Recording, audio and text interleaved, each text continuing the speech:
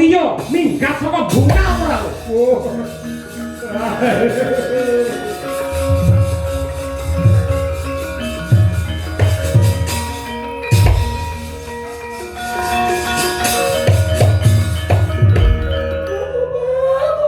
Kang Semar, anakku mau bakal entuk ayu siji wae nek ora kelakon iki njur kepiye. Aku mau njaluk siji iki wae. Korban ingrat ning digawa karo Dewa Srani. Ora kaya ngono kuwi. Kon ngilo karo gitoke Dewa Srani. Kapan kae manembah, kapan kae ibadah. Ratu isane mung perintah kaya ngono kuwi. Kancane adus keringet.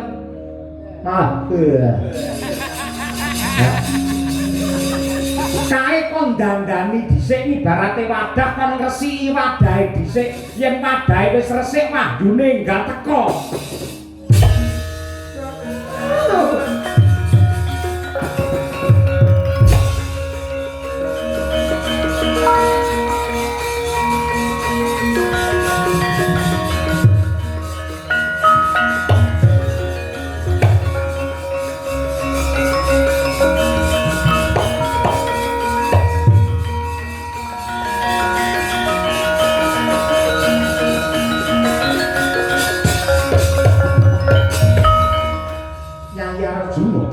Papa Pabundorowati kados pundi.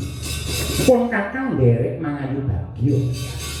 Dene wong Sutapa Siadi bisa nggaduh kanugrahan wahyu lananging jagat kanggo pangayuman.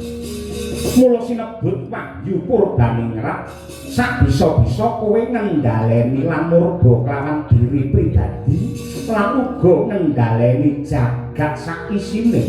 Ngayomi para kawula kabeh ingkang sarwa kecingkrangan uripe merga kaprawasa dening kamurkan sarta keserakan.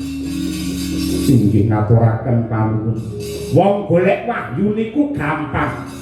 Ning angel melih yen ngreksa wahyu men kerasan teng awak sampeyan, Den.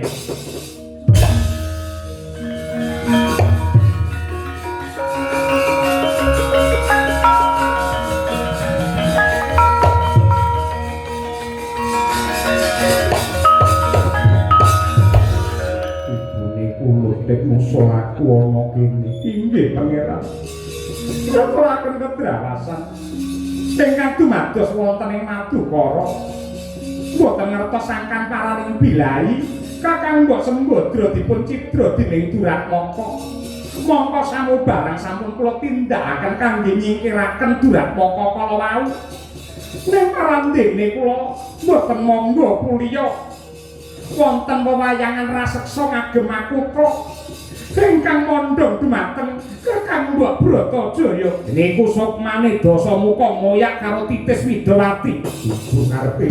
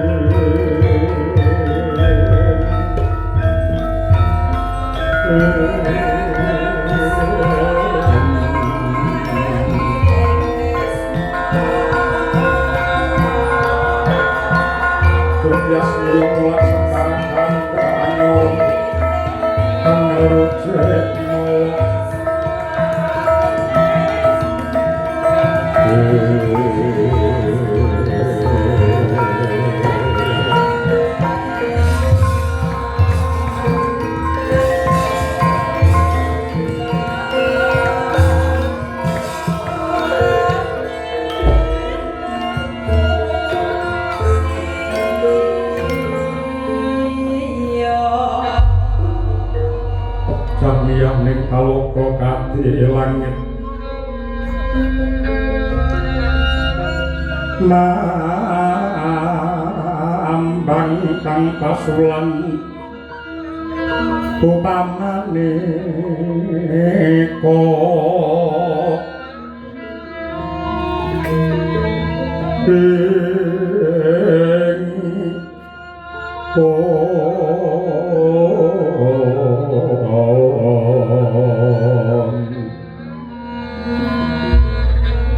Lingkan toyo kusumaya